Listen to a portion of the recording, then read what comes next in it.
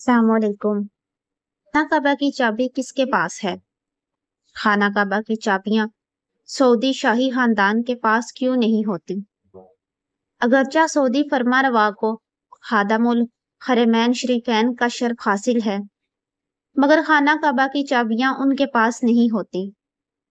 کیا آپ جانتے ہیں کہ خانہ کعبہ کی چابی آج بھی اسی خاندان کے پاس ہے جسے نبی کریم صلی اللہ تعالی علیہ وآلہ وسلم نے اپنے مبارک ہاتھوں سے عطا کی تھی؟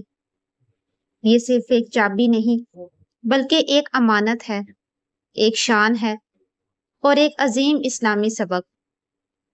خانہ کعبہ اللہ تعالیٰ کا پہلا گھر، جسے حضرت ابراہیم علیہ السلام اور حضرت اسماعیل علیہ السلام نے اللہ کے حکم سے تعمیر کیا۔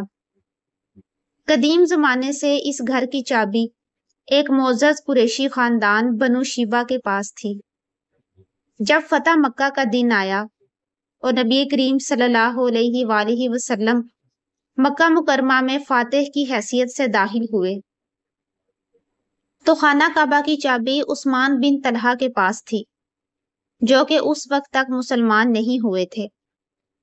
نبی کریم صلی اللہ علیہ وآلہ وسلم نے ان سے چابی لی، خانہ کعبہ کا دروازہ کھولا، نماز ادا کی اور اس کے بعد ایک عظیم قرآنی آیت نازل ہوئی جس کا ترجمہ ہے، بے شک اللہ تمہیں حکم دیتا ہے کہ امانتیں ان کے حقداروں کو لوٹایا کرو۔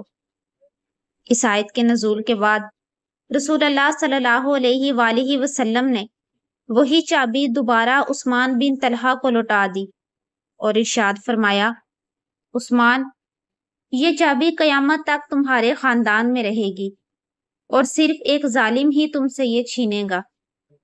سوچیں، نبی علیہ السلام کے پاس اختیار تھا، وہ چاہتے تو چابی کسی قریبی صحابی کو دے دے، مگر نہیں، آپ علیہ السلام نے عدل، امانت اور حق کو ترجیح دی، کیونکہ یہی تھا پیغام اسلام۔ آج بھی خانہ کعبہ کی چابی بنو شیبہ کے ہی خاندان کے پاس ہے۔ ہر سال جب خانہ کعبہ کی صفائی ہوتی ہے تو اسی خاندان کا فرد چابی لے کر آتا ہے اور خانہ کعبہ کا دروازہ کھولتا ہے، دنیا کے سب سے مقدس مقام کا۔ یہ چابی ہمیں صرف خانہ کعبہ کی عظمت نہیں بتاتی، بلکہ ہمیں یہ سکھاتی ہے کہ امانت کیا ہوتی ہے، عدل کسے کہتے ہیں اور سنت رسول کا احترام کیسے کیا جاتا ہے۔ اگر آپ کو یہ معلومات پسند آئیں تو ویڈیو کو ضرور شیئر کریں اور ہمارے چینل کو سبسکرائب کریں، جہاں ہم آپ کے لیے لاتے ہیں سچی ایمان افروز اسلامی کہانیاں۔